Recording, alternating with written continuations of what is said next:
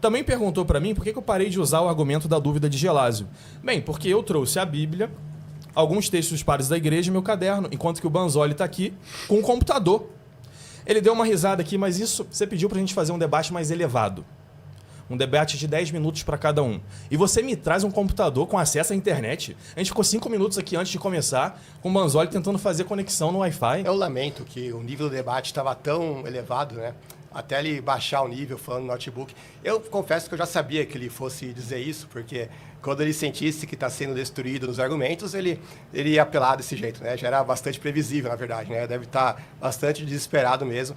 E é lamentável mesmo que queira lacrar para fazer cortezinho no Instagram, ao invés de continuar mantendo um nível alto do debate, né? Inclusive, ele trouxe um monte de folhinha ali, né? Vocês não estão vendo, claro, mas você poderia até mostrar para o público as folhinhas que você está trazendo, né? E lendo o tempo todo.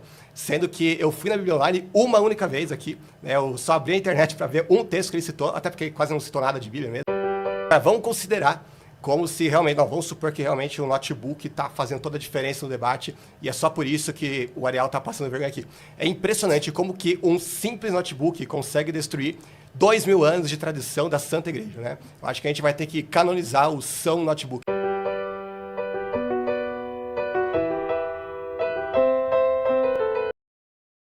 Nesse sábado eu vi o debate do Ariel versus o Lucas Banzoli no César Cavalcante sobre a Eucaristia e quis trazer para vocês esse vídeo para a gente comentar um pouco sobre, falar na minha visão por que o Lucas Banzoli venceu, mostrando que os argumentos do Ariel foram argumentos fracos, principalmente quando ele usou a Bíblia.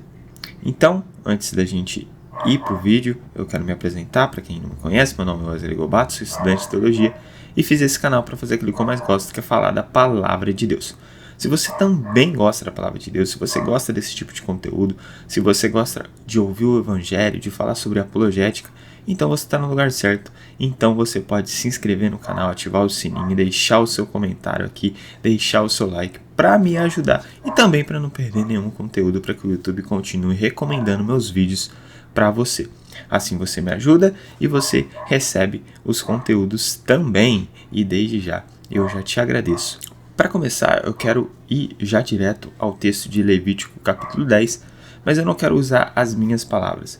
Eu quero primeiro ver com vocês um vídeo do pastor Eliseu, que viu algo que muitos não viram, que novamente o Ariel cometeu o erro que a maioria dos católicos cometem, que é tirar o texto fora de contexto, e ele fez isso com o texto de Levítico capítulo 10, e agora a gente vai ver junto esse vídeo do pastor Eliseu mostrando que o contexto nos dá um entendimento muito maior daquilo que Levítico 10 está dizendo.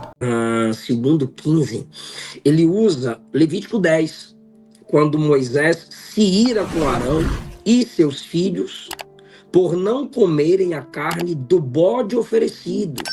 E rapidamente, o Ariel cita isso, como eu disse, ele picota os textos, e rapidamente ele já aplica, dizendo, ora, se a oferta não é comida, consumida literalmente, não há perdão na Assembleia. Por isso, Moisés se irou. Mas o motivo da ira de Moisés não é apenas esse. Tem também um desejo em Moisés que se cumpram o sacrifício por completo também no ato de se alimentar, pois aquilo era honroso para o sacerdócio, foi entregue a eles, aquela porção pertencia a eles. Levítico capítulo 10, a partir do versículo 14. Então, ele não cita a resposta de Arão. Entenda, ele está se valendo de um texto quando o sacerdócio não come do animal, para dizer que na nova dispensação nós temos que comer e perceber ou sentir que está se alimentando literalmente ali do corpo de Cristo, para que os pecados sejam perdoados, para que haja assim uma confirmação de perdão, santificação, não sei o que lá. Mas ele não cita a resposta de Arão. Nesse texto, o animal não é comido pelo sacerdócio. E a resposta de Arão é que ele não comeu por excesso de temor a Deus. ele lembra a Moisés que 2 de seus filhos foram punidos por Deus. 2 de seus filhos foram punidos por Deus enquanto exerciam o ofício sacerdotal. No mesmo capítulo, no capítulo 10, Deus matou os 2 filhos de Arão, Nadab e Abiú. Então, na hora de comer, era honroso para o sacerdote. Era a parte dele receber, pois ali no capítulo 10, ele está apenas doando, se entregando, servindo. E ele está tão triste, abatido, mesmo assim, cumprindo o seu sacrifício. E por excesso de temor e com tristeza de alma, ele pensa que comer daquela carne poderia ser abuso de seus direitos. Ainda em luto, de luto pela morte dos seus filhos no início do capítulo, ele quer apenas oferecer, ele não quer receber, para não parecer exigente demais. Então, ele está ali se humilhando no ato de não comer aquele sacrifício. E aí, no versículo 20, Moisés entende, Moisés compreende as falas que expressam o sentimento de Arão. A Bíblia diz assim: e Moisés, ouvindo isso, ficou satisfeito. Na versão que eu tenho aqui, diz assim: e Moisés, ouvindo isso, Arão foi aceito aos seus olhos. A única autoridade representativa acima de Arão, ali no capítulo 10, é Moisés, colocado pelo próprio Deus. Arão foi aceito. Esse é o contexto do texto. Ou seja, a verdade básica a ser lembrada em Levítico 10 é que Deus não é influenciado por meio do sacrifício sacerdotal. É realmente o próprio Deus que realiza o ato de perdão, o ato de expiação. Bom, é muito interessante o que o pastor Eliseu fala aqui, principalmente quando ele realça que no texto o sacerdote não comeu do cordeiro, o sacerdote não comeu do sacrifício. E Arão, né, que aí é onde o Ariel ele falha no seu argumento, que ele não traz a resposta de Arão. Arão responde, e Moisés, não mais bravo, não mais irado, agora entende o motivo de por que Arão não comeu, e Arão é aceito. E aqui o pastor Eliseu faz algo fantástico, que é apontando para, não é o ritual que salva, não é o ritual que perdoa os nossos pecados, mas é o próprio Deus. Então, quando nós pegamos as tipologias do Antigo Testamento para o Novo e colocamos como apenas um ritual, isso não é o Evangelho de Cristo. Cristo, ele veio elevar tudo. Ele veio fazer algo maior do que aquilo que a gente vê no Antigo Testamento.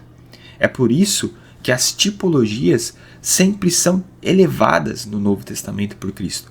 Assim também é no comer o cordeiro.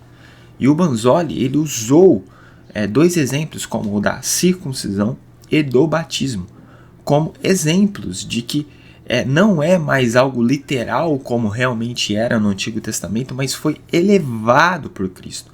Então a circuncisão agora não é mais ali no 8º dia o menino tinha que fazer a circuncisão, não. Agora, através do batismo, através desse ato, nós fazemos parte da família de Deus. O batismo ali como uma declaração pública de fé e não como um rito, né? O batismo fala, é como se a gente estivesse morrendo para nós mesmos, crucificando o nosso velho homem naquela cruz e ressuscitando uma nova criatura em Cristo Jesus. Mas veja, o batismo faz isso de uma forma literal, nós morremos de uma forma literal e nascemos de novo de uma forma literal? Não, Jesus explica isso para Nicodemos. E é exatamente aqui que o Ariel se perde.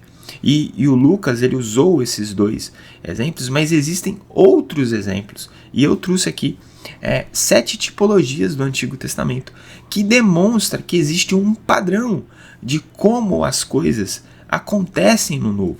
Acontecem de uma forma diferente, mais elevada, porque Cristo é maior, né? Assim como Jesus vai falar, que ele veio trazer o sinal de Jonas, mas que ele é maior do que Jonas, ele é maior que todo tipo de tipologia no Antigo Testamento. E algo que nós precisamos entender é que o Antigo Testamento, a lei, ela realmente veio para mostrar que nós não conseguimos salvar por nós mesmos. Nós não conseguimos salvar seguindo regrinhas. Nós não somos capazes de garantir a nossa salvação. Nós precisamos que Cristo venha e nos salva.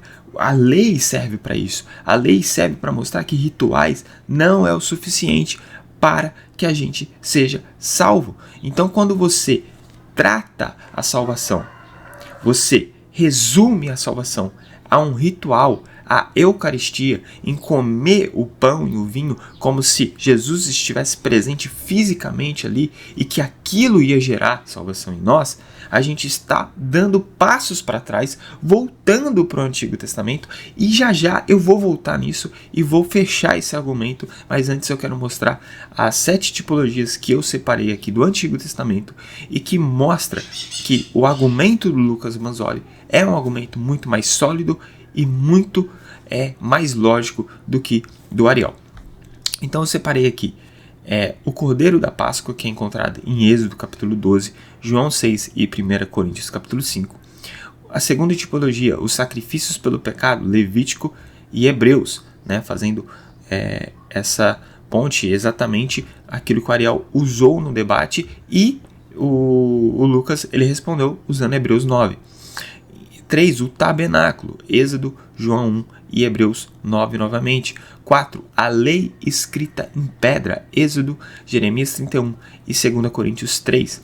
A circuncisão, que o Ariel disse que era algo marginal. Não, a circuncisão também é algo que faz parte da essência do Evangelho e que ela é elevada por Cristo, e a gente vê em Gênesis capítulo 17, Romanos 2 e Colossenses 2. 6. O maná do deserto, outro argumento que o Ariel vai usar, que é Êxodo 16, e João 6 a gente vai falar também do texto de João 6.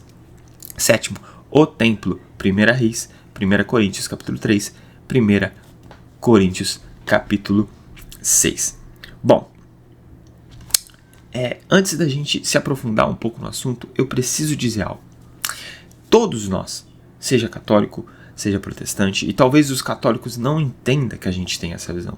Nós, protestantes, entendemos que Jesus está presente na Eucaristia, na Santa Ceia, independente de como você prefere chamar. Ele está presente. Não de uma forma física nos elementos da ceia, mas ele está presente e nós sim o adoramos ali através da Santa Ceia. Então nós entendemos que Jesus cumpriu o sacrifício de Levítico, assim como Lucas vai falar ali em Hebreus capítulo 9, e nós também entendemos que nós devemos sim comer do Cordeiro, mas não de uma forma literal, e sim espiritual. Já que o Antigo Testamento são sombras da realidade. E aqui eu usei esses exemplos, e agora a gente entra nos exemplos, nas tipologias que eu usei.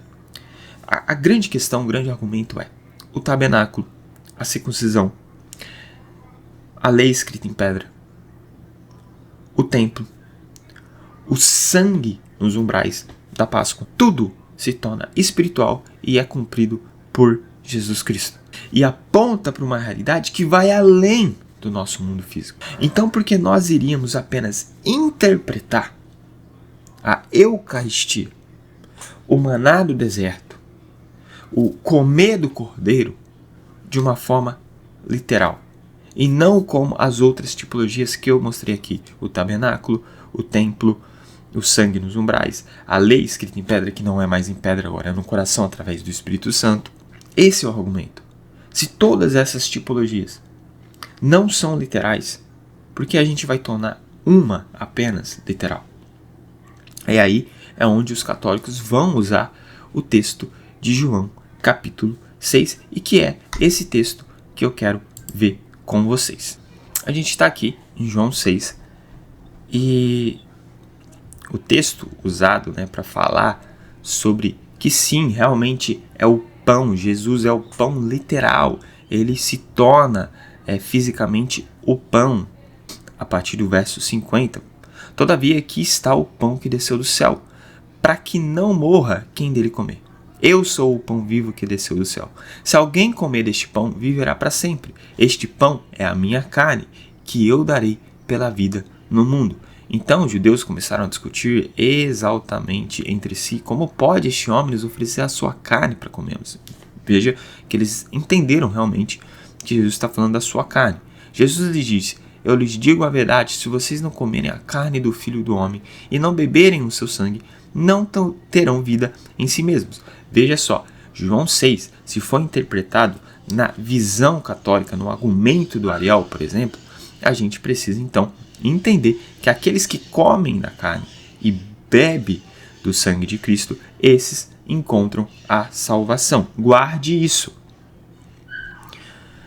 Então, 55. Pois a minha carne é verdadeira comida e o meu sangue é verdadeira bebida. Todo que come a minha carne, bebe o meu sangue, permanece em mim e eu nele. Da mesma forma como o Pai que vive me enviou e eu vivo por causa do Pai. Assim, aquele que se alimenta de mim viverá por minha causa. Novamente, reforçando o argumento daquele que se alimenta de Cristo, viverá e encontrará vida eterna. Cristo estará nele. Assim, nós estaremos em Cristo e Cristo estará em nós. Assim como Cristo está no Pai, o Pai está nele. E aí, um grande argumento protestante é o verso 63, que vai dizer: o Espírito da vida, a carne não produz nada que se aproveite. As palavras que eu lhes disse são Espírito e vida. Mostrando aqui já, eu acho que aqui já fica claro isso, que Jesus está falando de algo espiritual e não literal, no verso 63, e que muitos protestantes usam, né? Nós protestantes usamos para argumentar contra os católicos.